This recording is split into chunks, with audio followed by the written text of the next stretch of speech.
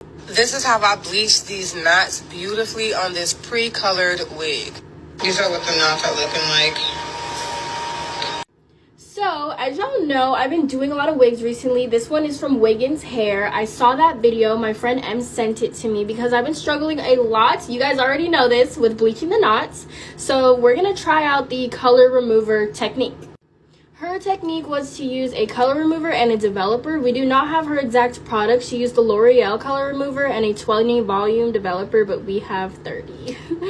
So, we're just gonna open this up and oops, there was water in my cup, but we're gonna do a 1-to-1 ratio. She did a really watery ratio and it still worked for her, but I'm scared. Okay, I'm scared because I have a 30 volume developer. She had a 20. So we're gonna fill this up. Oh my gosh, is there only one scoop in here?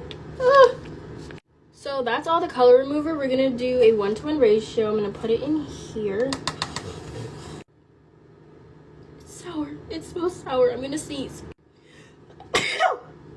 Now we're gonna go and wait, should it be half? I don't know. Okay, we're just gonna do half first. Half of this cup. And then we're gonna pour it in and I'm gonna mix it up, see where it's at, see if I need to add more. Y'all, this smells like apple cider vinegar. This is the consistency. I know it's supposed to be like toothpaste. I watched the YouTube video a while back. So we're gonna add a little more developer. I mean, either way, if this turns out a little watery, Alex's video, she had a watery consistency and her knots turned out really well. So this is actually perfect, right? Perfect.